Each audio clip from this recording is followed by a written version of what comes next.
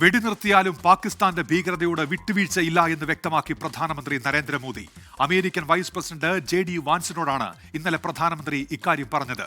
അടിച്ചാൽ പാകിസ്ഥാനെ തിരിച്ചടിക്കുമെന്നും കശ്മീരിന്റെ കാര്യത്തിൽ മധ്യസ്ഥത ആവശ്യമില്ലെന്നും പ്രധാനമന്ത്രി നരേന്ദ്രമോദി വ്യക്തമാക്കി.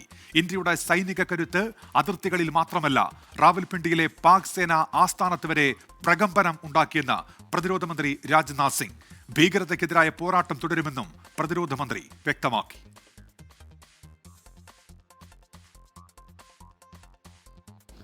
ब्रह्मोस सिर्फ एक हथियार नहीं है, बल्कि यह अपने आप में एक मैसेज है। मैसेज हमारी आर्म्ड फोर्सेस के स्ट्रेंथ का है, मैसेज दुश्मन के प्रति हमारी डेटरेंस का है, प्रतिरोधक क्षमता का है। हमने केवल सीमा से सटे सैन्य ठिकानों पर ही नहीं कार्रवाई की, बल्कि भारत की सेनाओं की धमक उस रावलपिंडी तक सुनी गई, जहां पाकिस्तानी फौज का हेडक्वार्टर मौजूद है। हमने दिखाया है भारत आतंकवाद के खिलाफ जब भी कोई कार्रवाई करेगा तो आतंकवादियों और उनके आकाओं के लिए सरहद पार की जमीन भी सुरक्षित नहीं रहेगी. അതേസമയം സേനയുടെ ഉന്നത ഉദ്യോഗസ്ഥർ 6:30 മാധ്യമങ്ങളെ കാണും. വിശദാംശങ്ങളുമായി ഇപ്പോൾ അജീഷ് ജയകുമാറും അച്യുതനും ബൽറാം നെടുങ്ങാടിയും ചേരുന്നുണ്ട്. ആദ്യം അജീഷ് ജയകുമാറിലേക്കാണ്. അജീഷ്, ഇന്നലെ വെടിനിർത്തലിലേക്ക് നയിച്ച സാഹചര്യം, അതിന് മുന്നോടിയായി നടന്ന ചർച്ചകൾ, ഇന്ത്യ വ്യക്തമാക്കിയ നിലപാട്, അതൊക്കെയാണല്ലോ ഈ മണിക്കൂറിൽ പുറത്തുവരുന്ന പ്രധാനപ്പെട്ട വാർത്ത. എന്തൊക്കെയാണ് വിവരങ്ങൾ അജീഷ്?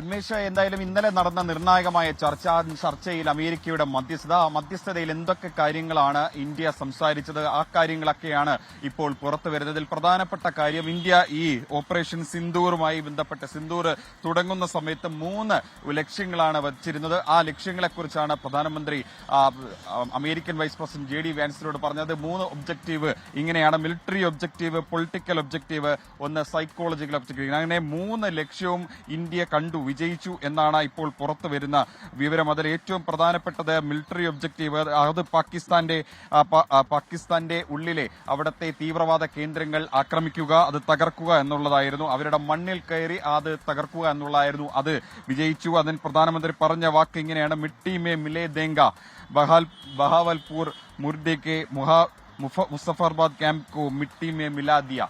അത് അവിടുത്തെ തീവ്രവാദ ക്യാമ്പുകൾ നമ്മുടെ മണ്ണിൽ തൊട്ടു, അതേ അവരുടെ മണ്ണിൽ പോയി തിരിച്ചെടുത്തു. അതാണ് ഇതിലെ പ്രധാനപ്പെട്ട കാര്യം. ഇതിൽ ഒരു പൊളിറ്റിക്കൽ ഒബ്ജക്റ്റീവ് കൂടി ഉണ്ടായിരുന്നു. അത് ഇൻഡസ് വാട്ടർ, അതായത് സിന്ധു നദീജല കരാർ, അത് റദ്ദു ചെയ്യുന്നത് വഴി ക്രോസ് ബോർഡർ ടെററിസം, അത് അതിർത്തി കടന്നുള്ള തീവ്രവാദം, അത് അവസാനിക്കുന്നത് വരെ സിന്ധു നദീജല കരാർ അത് റദ്ദു ചെയ്ത് അതിങ്ങനെ തുടരുമെന്നും പറയുന്നുണ്ട് പ്രധാനമന്ത്രി. കൂടാതെ സൈക്കോളജിക്കലായിട്ടുള്ള ഒരു ലക്ഷ്യം, അത് പറയുന്നത് പാകിസ്ഥാന്റെ മണ്ണിൽ കയറി അവിടെ അവരെ ആക്രമിച്ചതിലൂടെ അവരുടെ ഹൃദയത്തിൽ തൊട്ടു, ഹൃദയത്തിൽ ആഴത്തിലുള്ള മുറിവുണ്ടാക്കി എന്ന കാര്യമാണ് പ്രധാനമന്ത്രി പറയുന്നത്. മറ്റു പ്രധാനപ്പെട്ട കാര്യം കൂടി പ്രധാനമന്ത്രി സംസാരിച്ചതായി പുറത്തു വരുന്നുണ്ട്. അതിൽ എങ്ങനെയാണ് അതിർത്തി കടന്നുള്ള ഭീകരത അവസാനിക്കുന്നതുവരെ സിന്ധു നദീജല കരാർ അത് നിർത്തിവെക്കും. പാകിസ്ഥാൻ ബഹൽപൂരിലൂടെ ജെയ്ഷെ മുഹമ്മദ് ആസ്ഥാനം തകർത്തത് ഉഗ്ര പകരശേഷിയുള്ള ആയുധം ഉപയോഗിച്ചാണ്. കൂടുതൽ വിവരങ്ങളൊക്കെ ഈ ഘട്ടത്തിൽ പുറത്തു വരുന്നതാണ്.